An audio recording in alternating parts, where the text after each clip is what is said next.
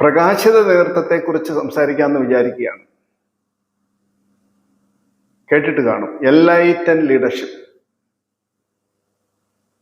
പ്രബുദ്ധ നേതൃത്വം. നേതാക്കന്മാരെല്ലാ മേഖലകളിലുമുണ്ട്. അത് രാഷ്ട്രീയത്തിൽ മാത്രമല്ല, കലയുടെ മേഖലയിലും, സാഹിത്യ മേഖല, ആത്മീയ മേഖല, വിദ്യാഭ്യാസ മേഖല, കായിക മേഖല എന്ന് വേണ്ട എല്ലാ മേഖലകളിലും നേതാക്കന്മാരുണ്ട്. പക്ഷേ എല്ലാ നേതാക്കന്മാരും എൻലൈറ്റൻ ലീഡേഴ്സ് അല്ല, പ്രകാശിത നേതൃത്വത്തിന്റെ ഉടമകളല്ല.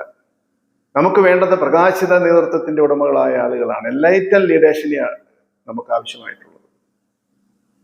നിയതമായ ഒരു ലക്ഷ്യം നേടുന്നതിന് വേണ്ടി മറ്റുള്ളവരെ സ്വാധീനിച്ച് പ്രചോദിപ്പിച്ച് മുൻപോട്ട് നയിച്ച് വിജയം കൈവരിച്ച് ആ വിജയം നിലനിർത്തുന്നവരാണ് നേതാക്കന്മാരെന്ന് പറയുന്നത്.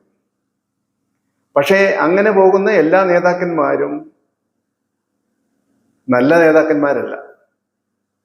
അവർ എൻലൈറ്റൻ ലീഡേഴ്സ് അല്ല. ആരാ എൻലൈറ്റൻ ലീഡേഴ്സ് എന്ന് പറഞ്ഞാൽ?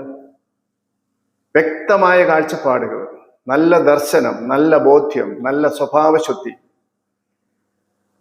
നല്ല സമൂഹത്തോടുള്ള നല്ല പ്രതിബദ്ധത, മനുഷ്യ സ്നേഹം, നല്ല ക്രിയാത്മകത, ഫലപ്രദമായ ആശയവിനിമയ ശേഷി, നല്ല ചിന്തകൾ, ഗുണാത്മകമായ മനോഭാവം, അതായത് പോസിറ്റീവ് ആറ്റിറ്റ്യൂഡ്.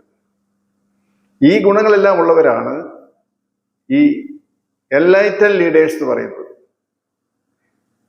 നമുക്ക് ധാരാളം എൻലൈറ്റൻ ലീഡേഴ്സിനെ ആവശ്യമുണ്ട് എല്ലാ മേഖലകളിലുമായി.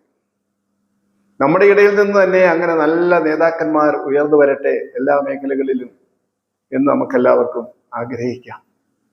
അതിനുവേണ്ടി പരിശ്രമിക്കാം.